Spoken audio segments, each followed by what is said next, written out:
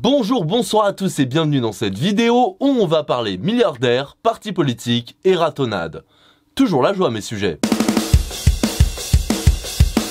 Cocorico, cette semaine, fierté française. En plus de la victoire contre le Maroc, oui, aussi. On en reparle tout à l'heure. Car en plus de la place en finale, ce 7 décembre, Bernard Arnault, l'homme d'affaires et multimilliardaire français, est devenu l'homme le plus riche au monde. Alors ok, pendant à peu près 1 heure. Mais rendez-vous compte, pendant 60 minutes, un Français a dépassé Elon Musk.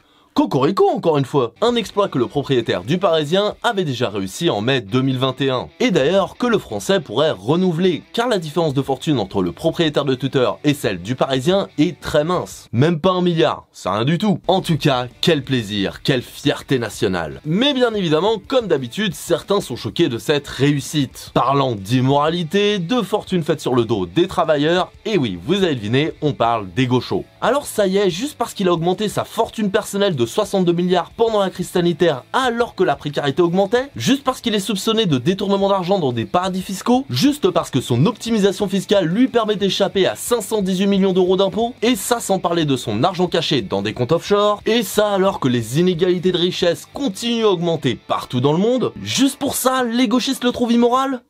De toute façon, on n'aime pas la réussite dans ce pays. Et puis ils ont qu'à faire pareil s'ils sont pas contents. Hein. Parce que bon, pour se plaindre, il y a du monde, mais pour ouvrir une start-up et devenir milliardaire, il y a plus personne. Quand on veut, on peut. Et les exemples ne manquent pas. Que ce soit Jeff Bezos qui a courageusement ouvert Amazon avec seulement 245 000 $ prêtés par ses parents, que ce soit Donald Trump qui a fièrement dû se faire tout seul avec une petite bourse d'1 million de dollars pour survivre, les exemples ne manquent pas. Et c'est pareil pour Bernard Arnault. Son seul patrimoine lui permettant de devenir aussi riche, ce sont seulement les entreprises de son père et sa mère. Pourtant, malgré cet handicap de la vie, il a réussi à devenir l'homme le plus riche du monde. Alors vous voyez bien les feignasses, tout est possible. Et c'est pareil pour Antoine Arnault d'ailleurs. Si à 49 ans, il est devenu le directeur général de LVMH, le leader mondial de l'industrie de luxe, c'est pas du tout parce que ça appartient à son père, mais non.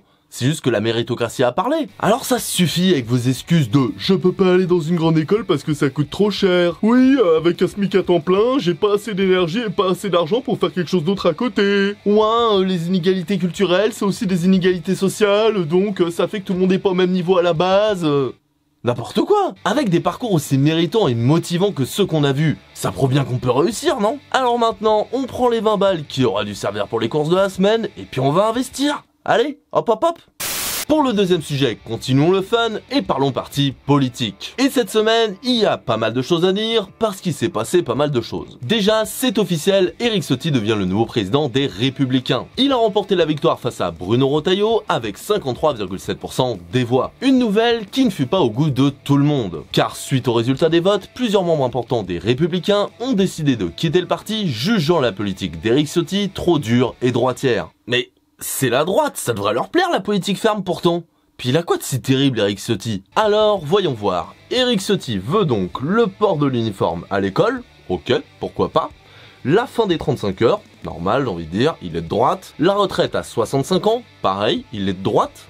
Supprimer 250 000 postes de fonctionnaires, encore une fois, rien de surprenant. Il est favorable à l'expulsion des délinquants étrangers, à la déchéance de nationalité. Il veut aussi remplacer le droit du sol par le droit du sang et abroger le regroupement familial. Et en plus, croit en la théorie du grand remplacement. Liste bien sûr, non exhaustive. Mais du coup, avec tout ça, on peut quand même penser sans trop s'avancer qu'Éric Ciotti se rapproche quand même de l'extrême droite.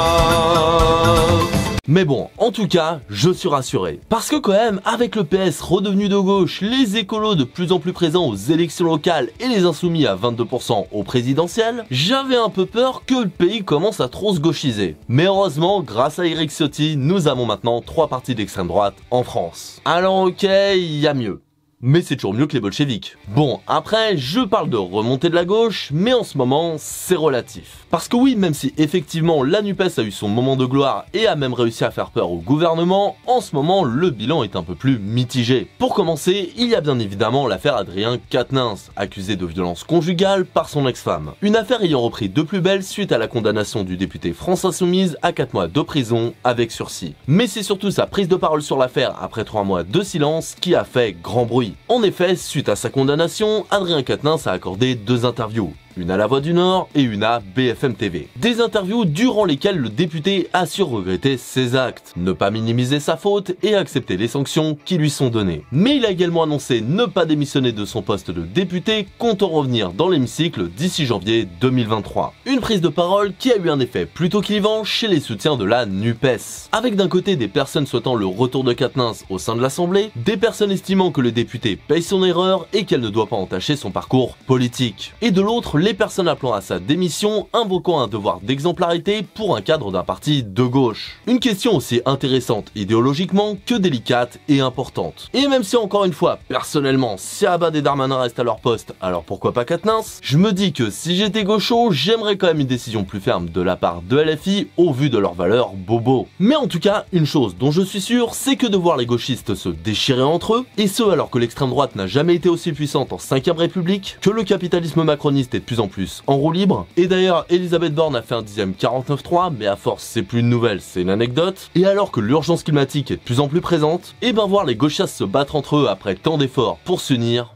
quel délice. Mais attendez, il y a mieux. Car même si oui, l'affaire Quatennens a une conséquence sur la popularité de LFI, l'annonce de sa nouvelle coordination s'annonce bien plus problématique pour le mouvement. En effet, plusieurs membres influents du parti, dont Clémentine Autain, François Ruffin et Raquel Garrido, ne seront pas de la nouvelle direction de la France Insoumise dirigée par Manuel Bompard. Une décision vivement critiquée, principalement par les méthodes de choix des membres de la direction, se faisant consensus au sein du parti plutôt que par vote de ses membres.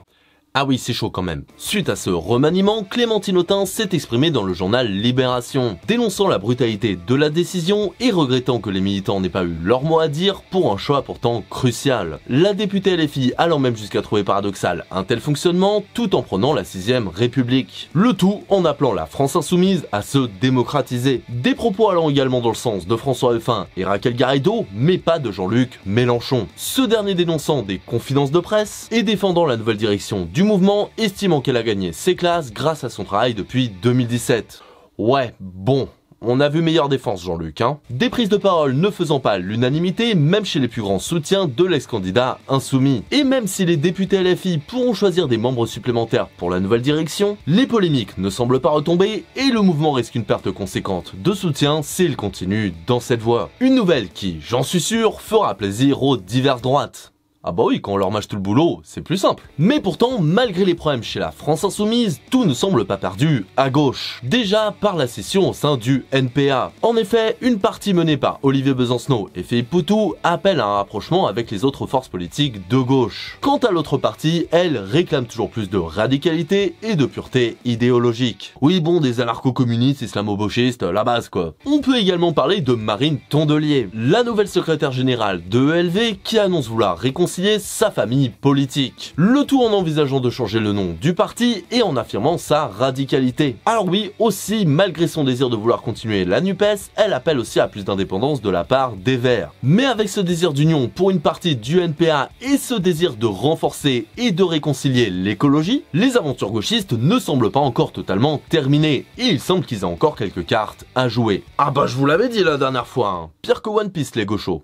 Et pour finir, une fois n'est pas coutume, petit point football. Alors je sais, pour ce point, les bobos gauchos vont pas être contents. Pour les raisons habituelles de droits humains, écologique, respect de la nature, tout ça, bla bla bla. Mais on s'en fout de tout ça, allez, c'est la fête, la France est en finale. Allez les bleus, allez les bleus. En effet, ce 14 décembre, la France a gagné contre le Maroc la demi-finale de la Coupe du Monde de football, accédant ainsi à la finale. Une nouvelle qui, vous vous en doutez, a donné lieu à de nombreux éclatements de joie dans tout le pays. Et quel plaisir de voir cette liesse, cette union nationale, ce genre de moment qui rend fier d'être français. Mais peut-être un peu trop pour certains car des débordements ont eu lieu. Des débordements dont la mort d'un jeune homme de 14 ans fauché par un conducteur ayant pris la fuite. Un drame terrible, l'adolescent succombant rapidement à ses blessures, un adolescent qui, je vous le rappelle, avait 14 ans. Mais bon, j'avoue, il avait une excuse le conducteur aussi. Des gens ont arraché le drapeau français de sa voiture. Alors du coup, comme n'importe quelle personne censée l'aurait fait, il est sorti de sa file, a fauché plusieurs personnes, puis a tué le garçon. Quoi de plus normal pour un drapeau à 7 balles sur Amazon? Mais apparemment, d'après la justice, ce ne serait pas une raison valable, l'homme ayant été identifié par la police et le véhicule saisi. Un événement tragique, mais qui malheureusement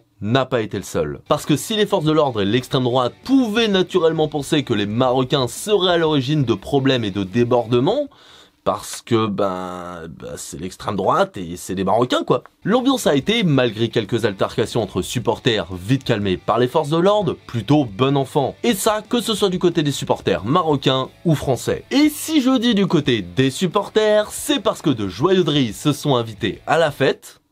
Oui, encore. L'extrême droite. En effet, dans plusieurs villes de l'Hexagone, dont Nice, Lyon et Paris, des groupuscules d'ultra-droite, à ne pas confondre avec l'extrême droite, attention, parce que même s'ils pensent comme l'extrême droite, agissent comme l'extrême droite et ont les mêmes slogans que l'extrême droite, que c'est l'extrême droite, hein. Pas d'amalgame. Mais bref, des groupes d'ultra-droite, donc possédant des armes prohibées, des armes dont matraques, armes blanches, mortiers. Comment ça aurait pu mal finir ?